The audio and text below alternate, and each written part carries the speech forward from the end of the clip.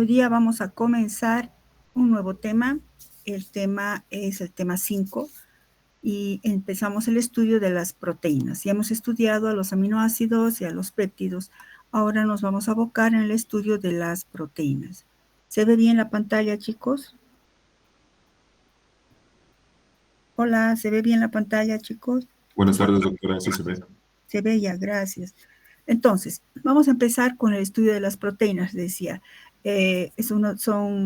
Todas las biomoléculas son importantes, pero si ustedes recuerdan, el capítulo 1, ese cuadrito en el que podíamos apreciar cuáles son las biomoléculas de mayor variabilidad y que existen en una célula con mayor variabilidad y en mayor cantidad, pues eran precisamente las proteínas, son las proteínas. Lo que vamos a ver en este capítulo es la estructura de las proteínas. Recuerden que estamos en bioquímica estructural. Bioquímica 1 es bioquímica estructural, es decir, donde el principio que rige a esta parte de la bioquímica es la relación que existe entre la estructura y la función, que se basa, repito, nuevamente hemos hablado de esto en el capítulo 1, de que entendiendo la estructura podemos comprender la función. Ustedes van a ver mucho más de función, la parte dinámica en bioquímica 2, y por eso necesitan tener bases sólidas de bioquímica 1. Entonces vamos a ver en este capítulo niveles estructurales de las proteínas. Esto nos está indicando ya, ¿verdad?, una complejidad.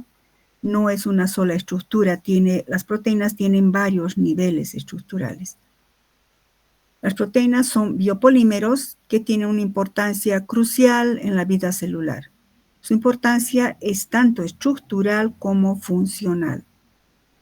De un modo general, podríamos decir que las proteínas están formadas por la unión de cientos hasta miles de aminoácidos. Si, por ejemplo, analizamos esta figura, podemos ver, por ejemplo, fíjense, estoy encerrando con mi cursor, este sería un residuo aminoácidico, que este aminoácido se ha unido con este otro aminoácido mediante un enlace peptídico, que hemos visto en el anterior capítulo.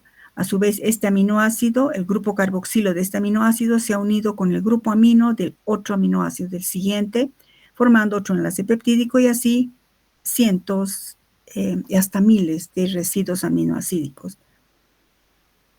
Entonces, en una estructura proteica se reconocen, igual que en los péptidos, residuos aminoácidicos. Este sería un residuo. Pueden encerrar ustedes en sus diapositivas lo que estoy haciendo con mi cursor. Este es otro residuo aminoácidico y así. Igual que en los péptidos, porque una proteína en esencia es un polipéptido enorme. Entonces, en la estructura de una proteína se reconoce también un extremo N-terminal o amino-terminal. Y por el otro lado, al otro lado de la estructura, se reconoce siempre un extremo C-terminal o carboxilo-terminal. Siempre hay un extremo N-terminal y un extremo C-terminal. Y por convención, en una estructura proteica se escribe siempre el grupo amino a la izquierda y el grupo carboxilo a la derecha. A su vez, también hemos visto en el anterior capítulo que si bien las proteínas resultan de la combinación de cientos o miles de aminoácidos, solamente cientos y miles de aminoácidos en número, no en clase. Solamente 20 aminoácidos forman las proteínas. ¿Cómo se combinan esas proteínas? Pues es una combinación del factorial de 20. Y todos son L-alfa aminoácidos. Esto de que 20 aminoácidos se combinan en una función factorial, que ustedes deben recordar en matemáticas, el factorial de 20 se refiere por ejemplo, ir multiplicando 20 por 19, ese valor por 18, ese valor por 17, ese valor por 16. Imagínense qué cantidad, ¿no? Entonces, hay una gran probabilidad de combinación de estos 20 aminoácidos en la estructura proteica. Y por eso las proteínas son aquellas moléculas o biomoléculas con mayor variabilidad a nivel celular. Ustedes prueban hacer el factorial de 20, vean cuántas posibles combinaciones puede haber de los 20 aminoácidos. En la estructura, además, en la estructura de la proteína, se reconoce una cadena repetitiva, podríamos decir, fíjense, amino, carbono, hidrógeno, enlace peptídico, carbono, enlace peptídico, carbono, enlace peptídico y así. Eso se denomina la cadena repetitiva de la proteína. Y también va a haber una cadena o estructura variable, que recuerdan, va a depender de los grupos R de los aminoácidos. Estructura variable entonces depende de los grupos R de los aminoácidos que constituyen o que forman parte de la proteína. Cadena repetitiva es esto, y lo que interesa mucho también es la estructura variable. Que repito, de por qué variable depende de la naturaleza de los grupos R. Se ha logrado secuenciar proteínas que tienen hasta más de 1000 residuos. ¿Recuerdan que es un residuo? Esto es un residuo, esto es un residuo. Y por tanto, si tiene tantos residuos, si están formadas las proteínas por la unión de tantos residuos aminoácidicos, sus pesos moleculares son elevados. Entonces se conocen a las proteínas, que son biopolímeros, como biopolímeros de alto peso molecular. Por ejemplo, puede variar su peso desde 116.000 a 150.000. 116.000 y 150.000, ¿qué cosa? ¿Cómo expresamos la masa o peso molecular de una proteína? Imagínense expresar la masa molecular de cientos o miles de estas estructuras, de cada residuo aminoácido. Entonces hay una manera especial de nombrar o expresar la masa o peso molecular de las proteínas. Repito, son biomoléculas de alto peso molecular. La mayoría de las cadenas polipeptídicas, de las proteínas, que se encuentran naturalmente en las células o en los tejidos, tienen de 50 a 200 residuos aminoácidos como un promedio, porque hay también hasta de más de 1000, como hemos visto, como hemos expresado acá, mejor dicho. Se han logrado secuenciar proteínas con más de 1000 residuos, pero de un modo general, el número de residuos o aminoácidos que constituyen está oscilando entre 50 y 200 residuos aminoácidos. Para tener una idea de la masa o peso molecular, veamos esto. Si el peso molecular promedio de un aminoácido es 110 gramos mol, estoy diciendo el peso molecular promedio de un aminoácido, por ejemplo, si sumamos 14 más 2, más 12, más 1, más 12, más 16, etcétera, y más lo que sea de R, más o menos el peso molecular promedio de un aminoácido está en 110 gramos mol.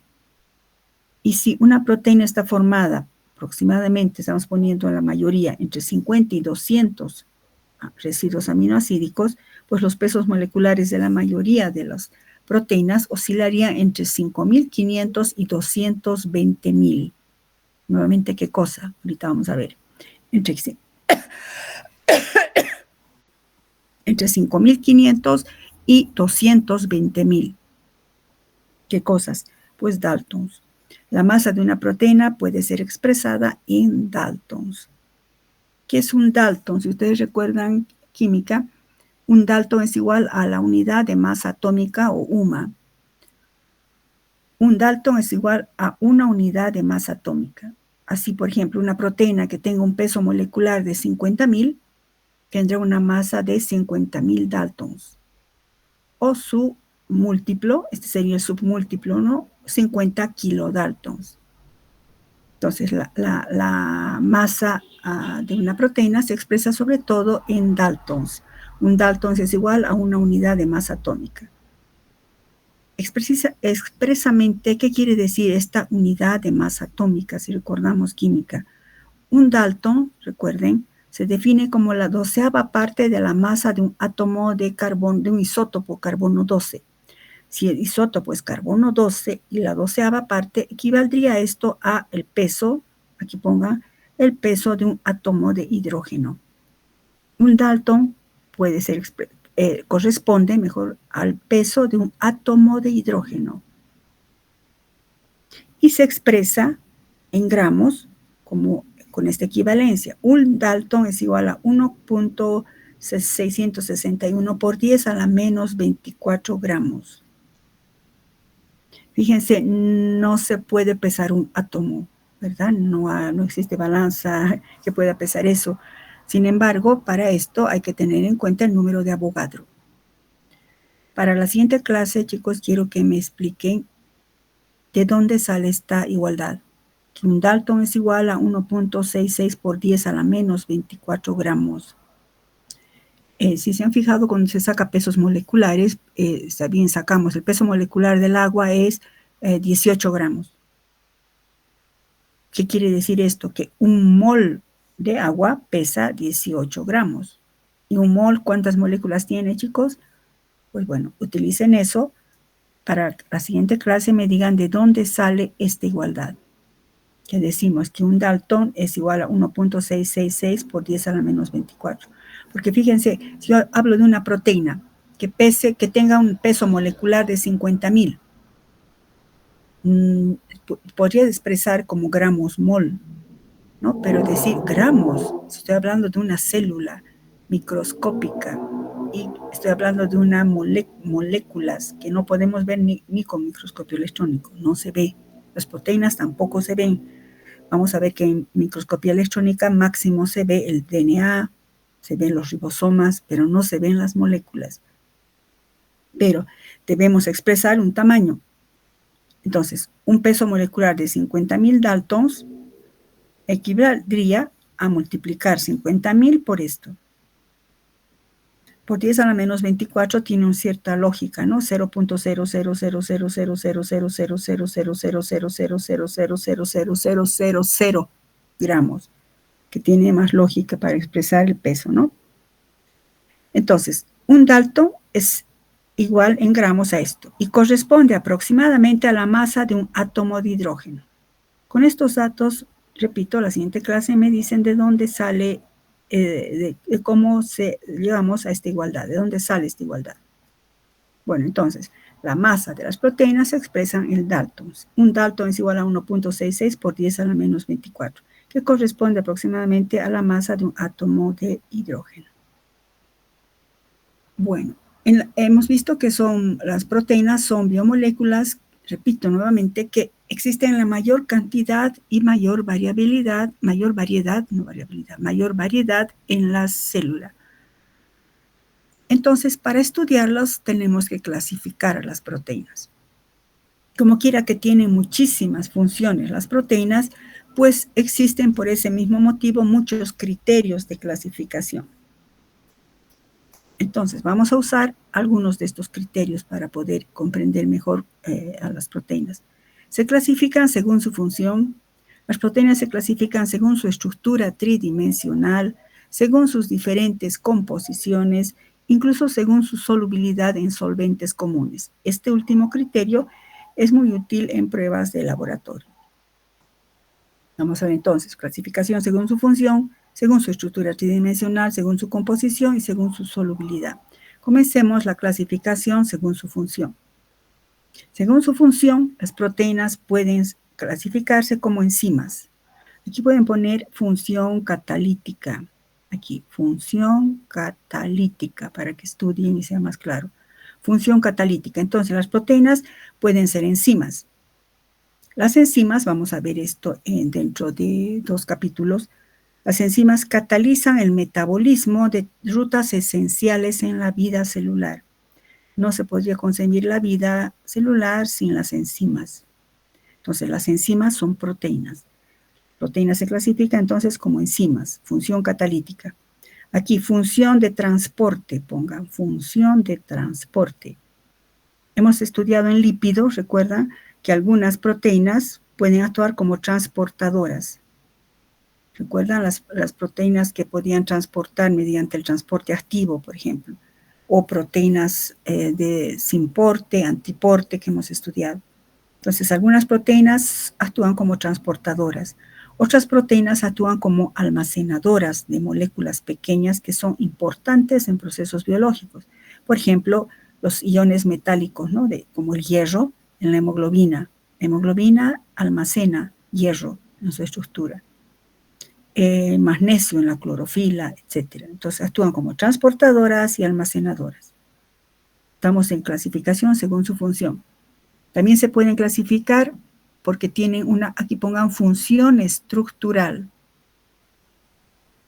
Hay proteínas que cumplen función en la organización estructural de las células y de los tejidos.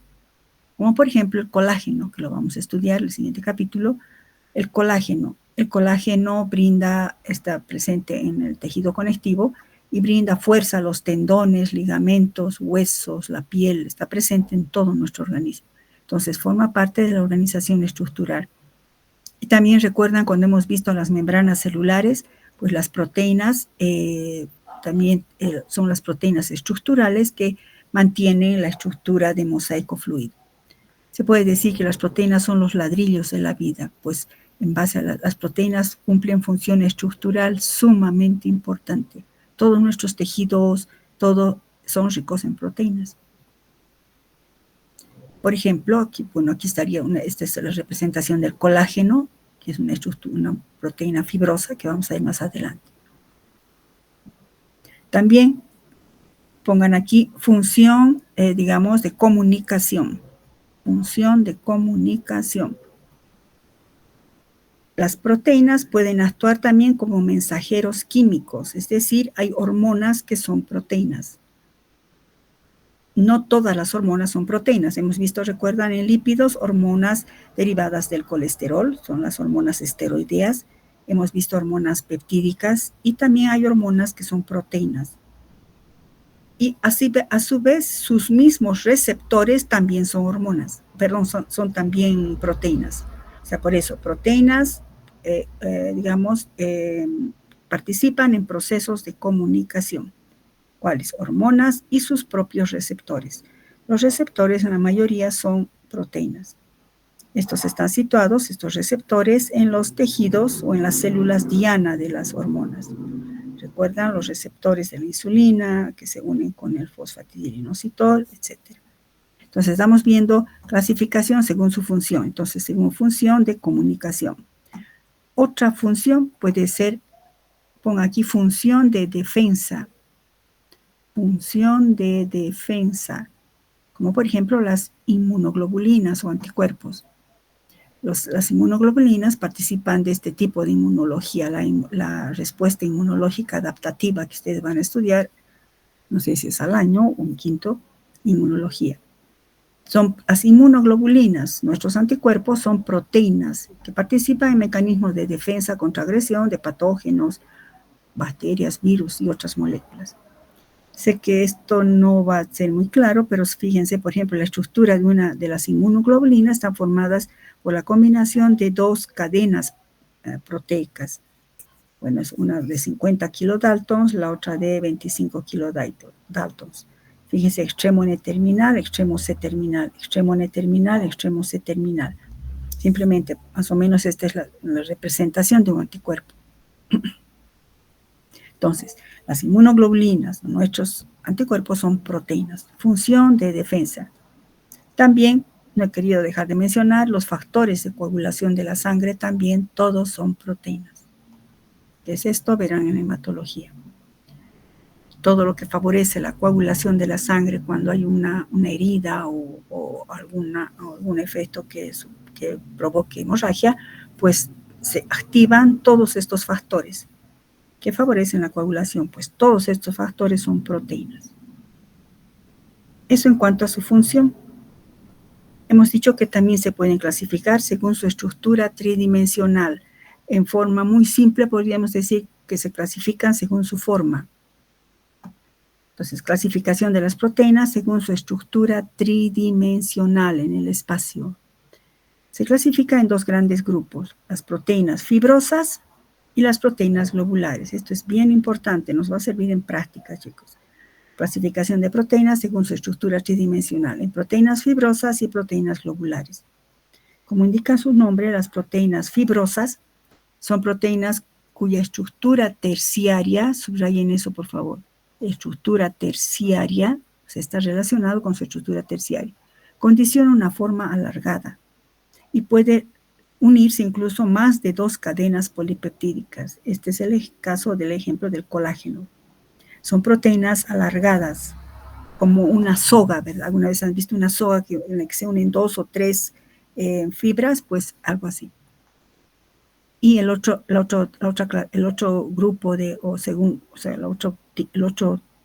otra clase de proteínas, según su estructura tridimensional, son las proteínas globulares. Como su nombre está indicando, fíjense, esta sería una representación de una proteína globular. podemos ver que tiene un patrón circular, esférico, no circular, esférico, porque todo esto es tridimensional, es decir, tiene volumen. Las proteínas globulares tienen, fíjense, estas torsiones, que se llaman torsiones, no son al azar, son torsiones altamente ordenadas. Todo esto está condicionado genéticamente. Entonces, estas torsiones aparentemente irregulares son, repito, altamente ordenadas. Y se caracterizan porque tienen una superficie hidrofílica y un interior hidrofóbico, que se asemeja a lo que hemos estudiado, asemejándose a una micela. Fíjense que ese patrón se ve en muchas propiedades de las biomoléculas. Entonces, las proteínas globulares tienen una superficie.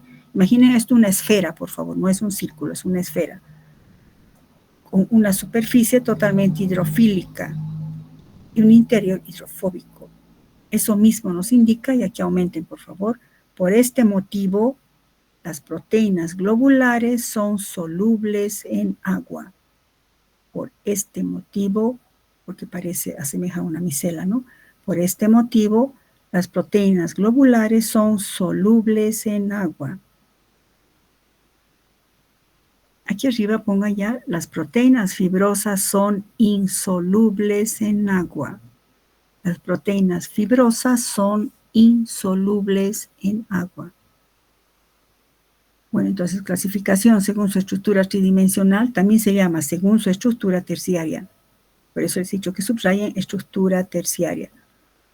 Vamos a ver qué es eso de estructura terciaria, por eso todavía no he puesto acá eso, pero subrayen estructura terciaria. Otra clasificación importante según su composición, de qué están compuestos. Las proteínas, según su composición, pueden ser proteínas simples o proteínas y proteínas conjugadas. Las proteínas simples, como su nombre indica, pues son aquellas que solamente están formadas por alfa-aminoácidos. La unión de cientos, ¿no?, de alfa-aminoácidos. Estas proteínas, a su vez, se pueden subclasificar en base o con base a su solubilidad. Las proteínas simples, solo formadas por aminoácidos. Y según su solubilidad, se clasifican en albúminas. Las albúminas son solubles en agua y también en soluciones diluidas. Por lo general, son globulares. De aquí en adelante no se olviden, las proteínas globulares tienden a ser solubles en agua. Entonces tenemos a las albúminas. Las globulinas son menos solubles en agua, poco solubles en solución salina. Son solubles mejor en concentraciones, digamos, de concentraciones salinas intermedias, como por ejemplo en solución fisiológica. Las globulinas son solubles en solución fisiológica. En cambio, las albúminas son solubles en agua o soluciones salinas diluidas. En cambio, aquí, solución fisiológica es 0,15 molar, ¿no? Las escleroproteínas, seguimos en la clasificación de proteínas simples según su solubilidad. Escleroproteínas, como el colágeno, que se encuentra en el tejido conjuntivo, son insolubles en la mayoría de los solventes. Recuerdan que hemos escrito aquí que las proteínas fibrosas son insolubles en agua, por ejemplo, colágeno. Entonces, el colágeno a su vez cae en la categoría de escleroproteína. Eso es insoluble en agua. El colágeno de la gelatina no se solubiliza en agua fría, ¿verdad? Tiene que ser en agua caliente. Bueno. Otro tipo de proteínas simples, las protaminas. Estas son solubles en etanol. Las histonas son solubles en soluciones salinas y sobre todo histonas, ponga aquí, son nucleoproteínas, subrayen esto, son nucleoproteínas que participan en la regulación del gen. Cuando veamos ácidos nucleicos vamos a citar a las histonas. Son solubles en soluciones salinas. Entonces, fíjense, tanta clasificación, en este caso, solo de las proteínas simples, es decir, aquellas que están formadas solo por alfa-aminoácidos.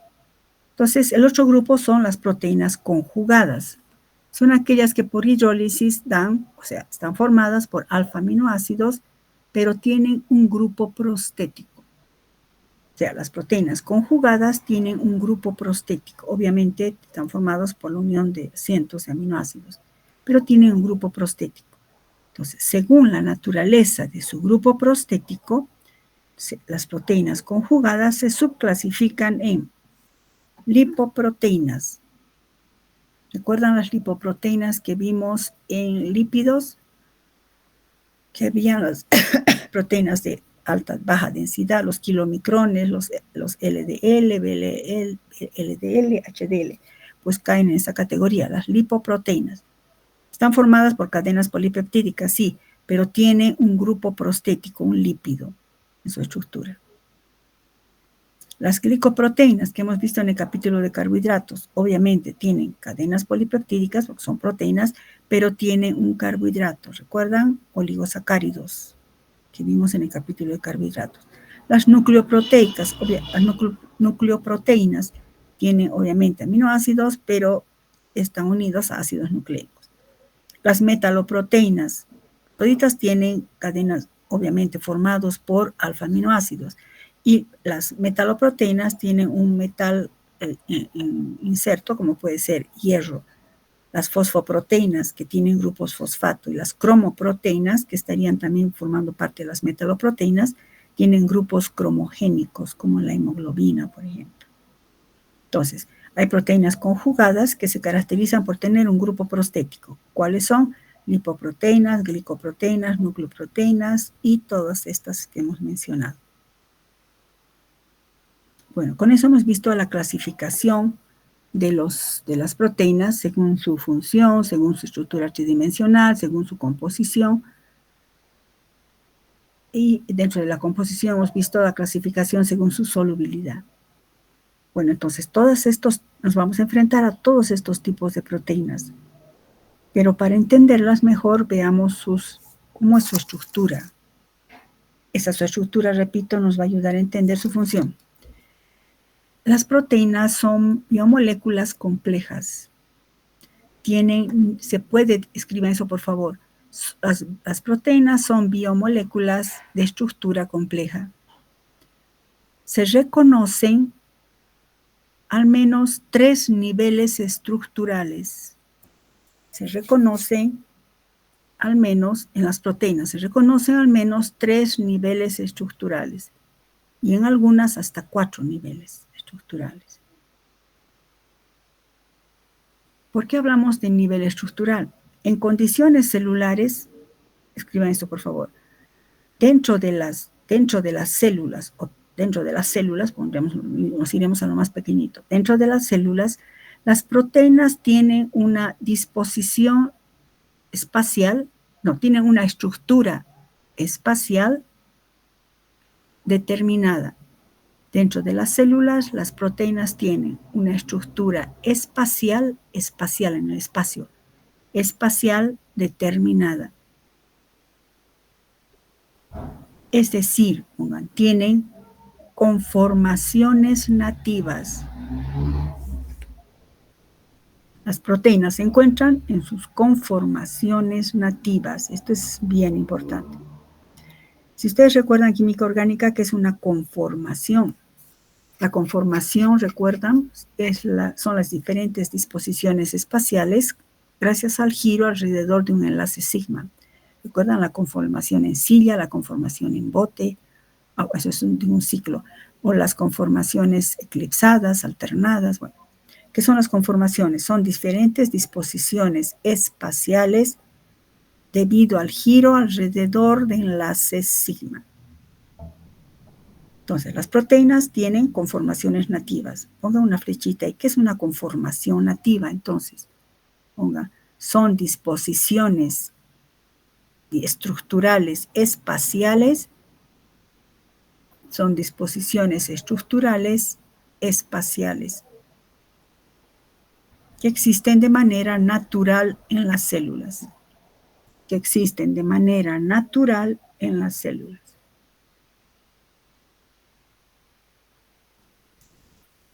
Estas conformaciones nativas, escriban, sus conformaciones nativas de las proteínas, ¿no?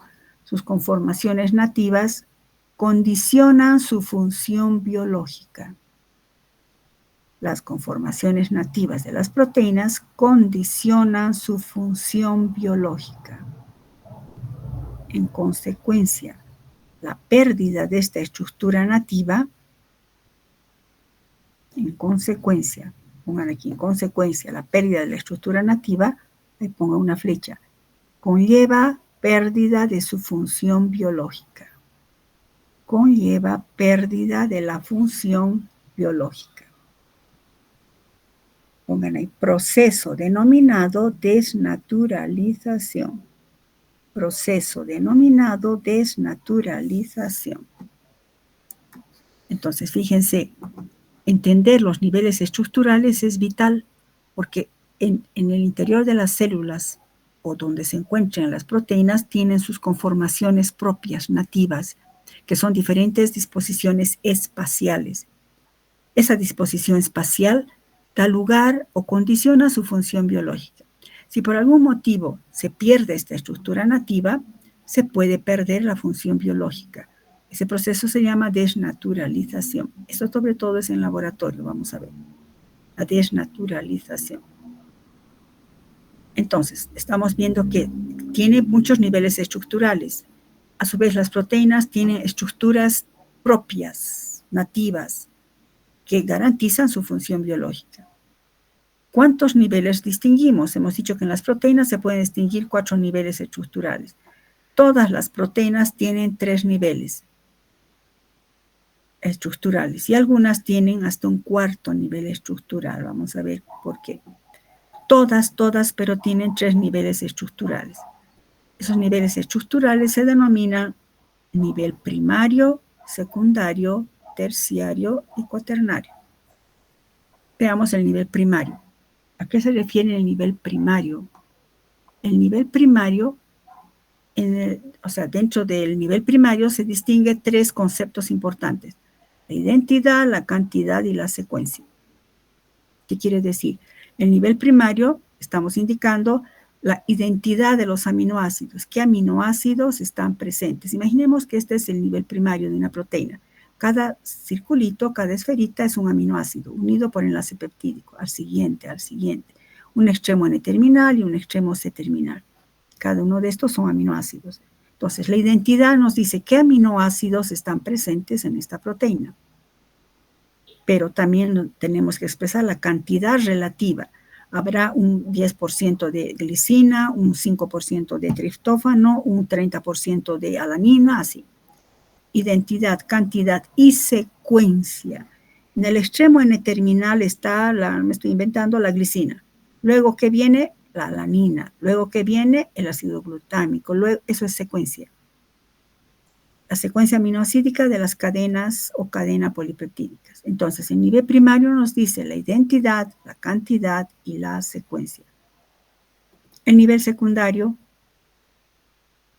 ya es la orientación geométrica de la cadena polipeptídica. Imagínense esta cadena que luego se ordena de esta manera o de esta otra manera. Orientación geométrica, por eso, de esta cadena polipeptídica. ¿Y por qué se ordena de esta manera? Porque ocurren interacciones entre residuos próximos. Por ejemplo, al formarse esta estructura o esta estructura, fíjense, por ejemplo, que se transforma en esta estructura, es que este aminoácido interacciona con el aminoácido próximo. Por eso dice, se debe a interacciones entre residuos próximos. Y es simbolizado con estas líneas punteadas. Entonces, interacción entre residuos próximos. Y por eso es que aparecen ya sea en forma de hoja plegada o en forma de hélice alfa. Entonces, ese es el nivel secundario. No es que aparece este y aparte está este, pues a partir de este luego se transforma en esto. Y luego está el nivel terciario. El nivel terciario ya se refiere a la completa arquitectura tridimensional de la proteína. En la estructura terciaria se establecen interacciones, ahora sí, entre residuos alejados. Por ejemplo, fíjense, fíjense mi cursor, si aquí hubiera un puente de hidrógeno o cualquiera de las atracciones que ahorita vamos a ver, una atracción o un puente de hidrógeno que estabiliza esto, Pues esto con esto, si lo estiramos, este y este están lejísimos en la estructura primaria. Por eso dicen, en la estructura terciaria se establecen interacciones entre residuos que están alejados en la secuencia primaria. O pueden encontrarse en diferentes estructuras. Entonces, fíjense, esto, ¿qué es lo que estamos viendo aquí? Las cadenas de aminoácidos, que a su vez, los aminoácidos, que se pueden disponer, por ejemplo, en alfa hélice. A su vez, todo esto se vuelve a reordenar y da una estructura completa. Por ejemplo, esto podría estar simbolizando una proteína globular. Algunas proteínas, perdón, esto es importante, según su estructura terciaria, las proteínas pueden ser globulares o fibrosas. ¿Recuerdan? Hemos dicho, según su estructura tridimensional, pueden ser globulares o fibrosas. A su vez, los globulares son solubles, las fibrosas son insolubles. Hasta aquí llegan todas las proteínas. Algunas proteínas tienen hasta un nivel cuaternario. ¿Qué es un nivel cuaternario? Es la agregación no covalente, o sea, solo asociación, de dos o más cadenas polipeptídicas. Y se forman complejos tridimensionales. Aquí dos cadenas se están asociando. Un ejemplo típico, de esto es, por ejemplo, esta es la hemoglobina, que vamos a ver en el siguiente capítulo. En azul está una cadena polipeptídica, en rojo otra cadena polipeptídica, otra vez otra cadena. Se asocian 4 cadenas. Es decir, estas proteínas ya son más complejas, tienen funciones más importantes. Bueno, todos son importantes. Funciones más complejas. Entonces, todas tienen hasta el nivel cuaternario. Entonces nos preguntaríamos, ¿no? ¿Qué es lo que estabiliza que de una cadena así, como un rosario de varios aminoácidos, luego estos se formen de esta manera o de esta manera, y esto nuevamente sobre sí mismo se vuelvan a retorcer, dando lugar a una estructura terciaria, y a su vez que se asocie entre cadenas? ¿Qué fuerzas estabilizan estos niveles estructurales? Aumenten esto, por favor, está aumentado. ¿Qué fuerzas estabilizan los niveles estructurales? Pues en todos los niveles, las estructuras, en todos los niveles de las estructuras tridimensionales, estas estructuras están estabilizadas por interacciones no covalentes. ¿Cuáles son esas interacciones no covalentes? Puentes de hidrógeno, por ejemplo, aquí entre asociación de un aminoácido con otro aminoácido que se encuentran cerca. Asociaciones por puentes de hidrógeno que pueden dar lugar a la estructura secundaria. Ahorita estamos viendo nada más de manera muy superficial. Luego vamos a ver con detalle cada una de las estructuras, chicos. ¿Qué cosa estamos en? ¿Qué fuerzas estabilizan estos niveles estructurales? Entonces tenemos los puentes de hidrógeno, atracciones electrostáticas, interacciones hidrofóbicas o de Van der Waals. Nosotros sabemos, ustedes ya saben en qué consiste todo esto. Son atracciones no covalentes. ¿Cuáles? Puentes de hidrógeno, atracciones electrostáticas, es decir, entre cargas positivas y negativas, interacciones hidrofóbicas o de Van der Waals entre residuos aminoácidos que sean, por ejemplo, entre los aminoácidos alifáticos. Estas interacciones no covalentes se observan en todos los niveles, en el nivel secundario, en el terciario y en el cuaternario. Estas son interacciones no covalentes. También pueden haber interacciones covalentes. Por ejemplo, en algunos puntos de una estructura terciaria pueden aparecer enlaces covalentes como son los puentes de disulfuro. Los puentes de disulfuro subrayen enlaces covalentes como puentes de disulfuro que se establecen por la unión de dos cisteínas. Recuerdan que les he recalcado eso en aminoácidos. Cuando dos cisteínas se encuentran, pues forman puentes de hidrógeno. Por ejemplo, a ver, veamos, esta sería una cadena polipeptídica, ¿no? Donde cada esferita está simbolizando un aminoácido. Pues aquí vemos entre dos cisteínas un puente de disulfuro. Aquí puede haber atracciones de puentes de hidrógeno. Aquí aminoácidos apolares pueden formar atracciones de Van der Waals. Pero lo que quiero simbolizar aquí, por ejemplo, aquí aparece un puente de disulfuro, otro puente de disulfuro y así. Entonces, ¿qué fuerzas estabilizan los diferentes niveles estructurales? pues dos tipos de fuerzas. Niveles, atracciones no covalentes, como todas estas, y en algunos casos puede haber incluso enlaces covalentes que estabilicen estas estructuras. Sobre todo hablando de puentes de disulfuro que se establecen entre dos cisteínas. Las cisteínas son aminoácidos azufrados, ¿verdad? Que tienen un grupo sulfidrilo. Entonces tiende a formarse puentes de disulfuro que estabilizan la estructura. ¿Y por qué es tan importante que estas estructuras sean estables? Porque acabamos de ver que esto sería la estructura nativa. Y la estructura nativa condiciona la función biológica. Si queremos estudiar y entender la función, tenemos que comprender su estructura nativa. Bueno, hemos visto así, a grosso modo, en la estructura primaria, secundaria y terciaria. Veamos con más detalle la estructura primaria. ¿Qué hemos dicho que es la estructura primaria?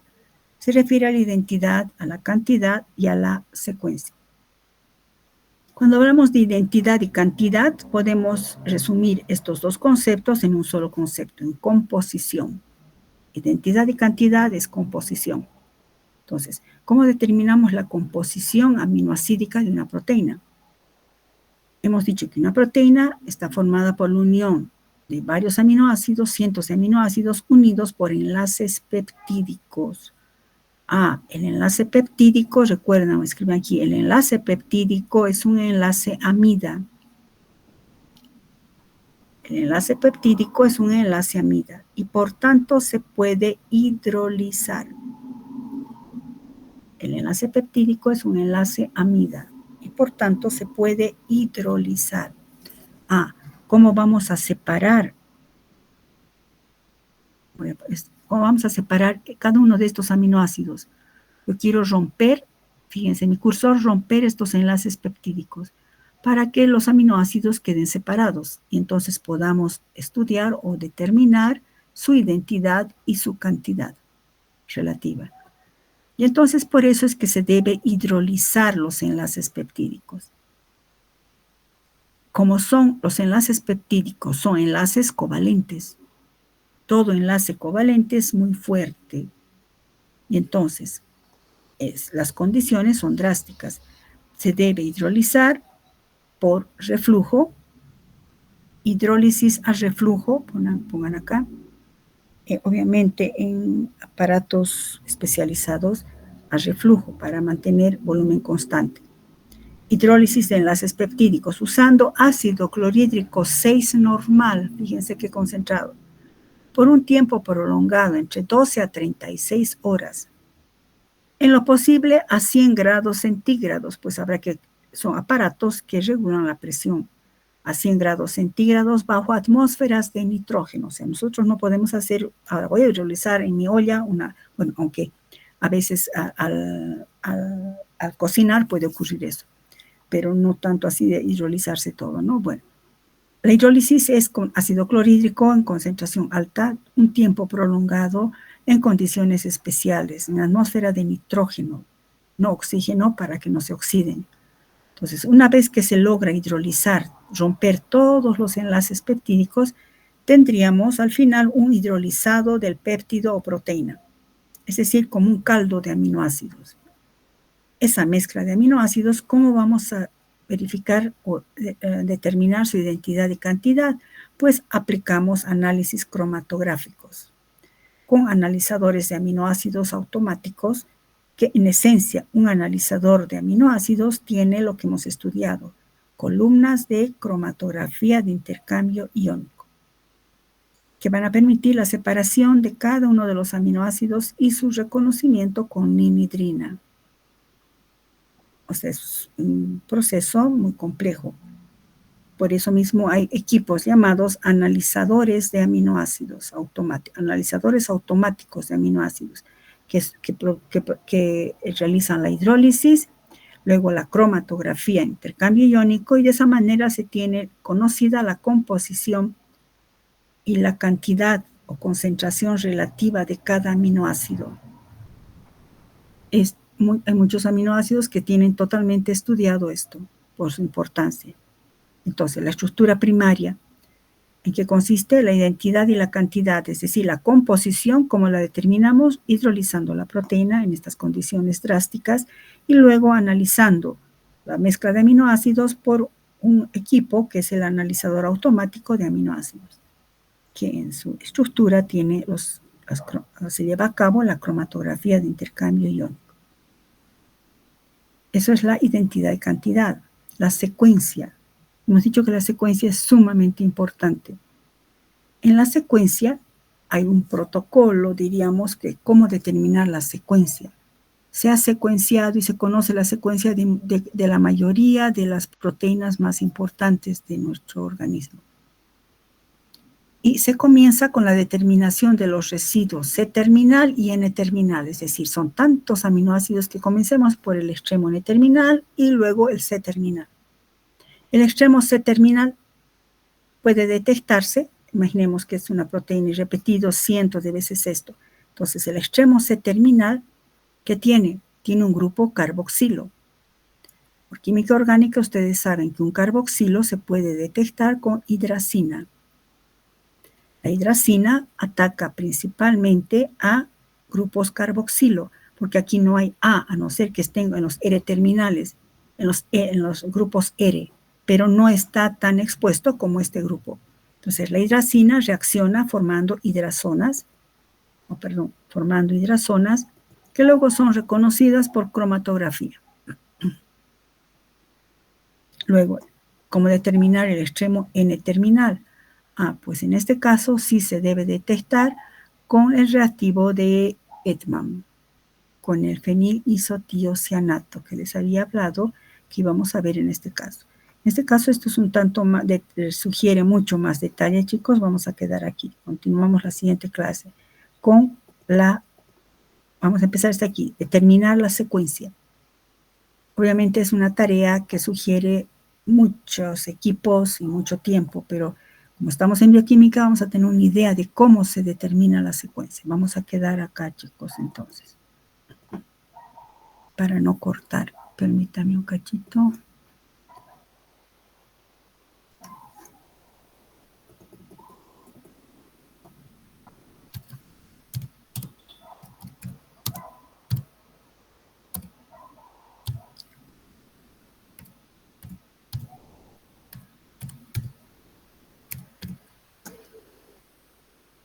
Bueno, ¿alguna pregunta, chicos?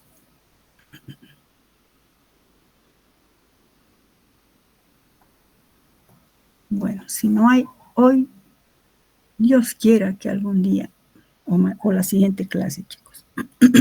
Si no hay preguntas, voy a dejar de compartir.